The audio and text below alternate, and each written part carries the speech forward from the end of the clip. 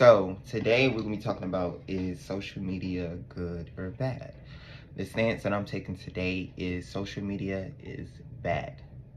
Get rid of it now. And the reason I say that is for three large reasons. Number one being FOMO. FOMO is the fear of missing out. I'm sure many of us have experienced this in various areas of our life, to where there's something going on, or we think at least there's something going on, and we fear that we're missing out from this supposed fun.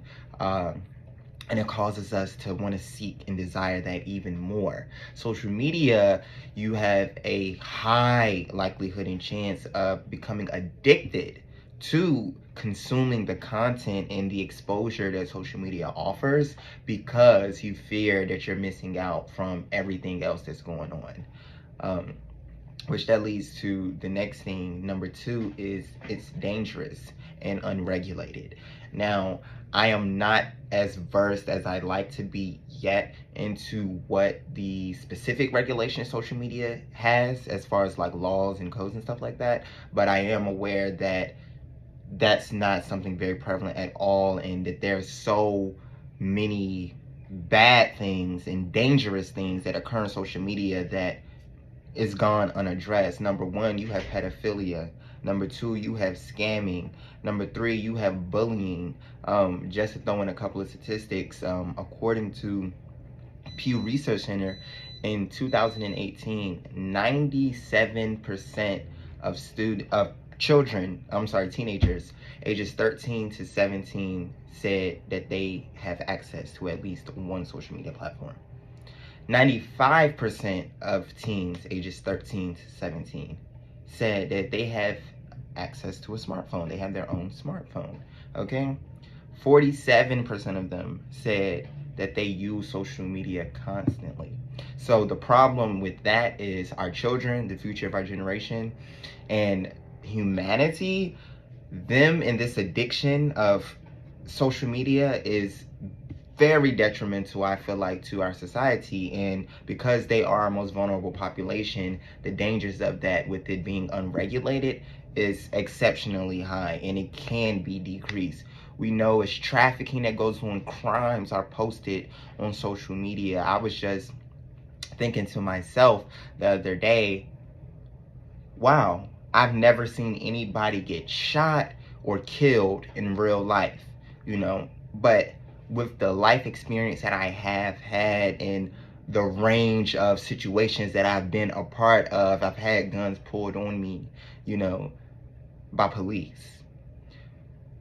It just shocked me of, wow, I've never experienced that in real life though, which this leads to my third reason as to why it's bad. Reality versus online, deciphering that, okay? On social media, because you have access to so much, okay, and it's unpredictable what you will have, because you could scroll and see a video of a cat playing with a ball, but then the next video is a man riding down the highway with the motorcycle drunk. Like, it can be a range of different stuff, and because you do not ever experience those things in real life, meaning I'm not seeing car accidents happen all the time, I'm not seeing someone get shot, I'm not seeing people argue, I'm not seeing people play in the sun, I'm not seeing people have a picnic, just certain little things. But of course, more of the weight is leaned on negative experiences or actions. Once you see that on social media, and if you start to repetitively see it, which I feel like I have, you start to get desensitized. You start to get desensitized, and it blurs the line between what is real and what is fake. Now, of course, social media is something that people utilize to share things about their life, okay, or that's the general consensus of it. However, social media also is amazing and number one opportunity for anyone to lie, for anyone to be something that they're not, because again, it's unregulated and it's not something that everyone has access to in real life. It's a big difference if you decided to post on social media, hey, I don't like this person, versus you actually knowing that person and telling that person directly, hey, I don't like you.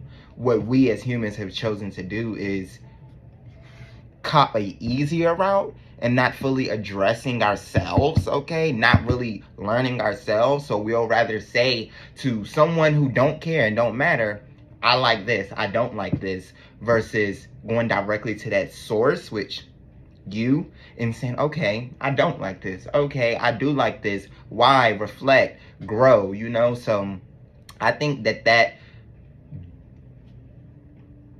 the thing of reality versus online is the biggest thing. And I lastly want to add that in 2005, 5% of social media users were in the United States. When social media was first coming about, which of course we know the United States spearheaded that, it was only about 5% of people in the United States that used it. In 2019, so just about 15 years later, over 70% of people in the United States use social media. I think that's a problem. As we always say, it's not what you're doing, but scratch all of that. Moderation. Everything in moderation, okay? If too many people don't own it, I feel like it automatically, subconsciously, the undertones of it becomes a bad thing or a negative thing, especially when it's unregulated. But then even so, with that unregulated, it's checks and balances. And yeah, see.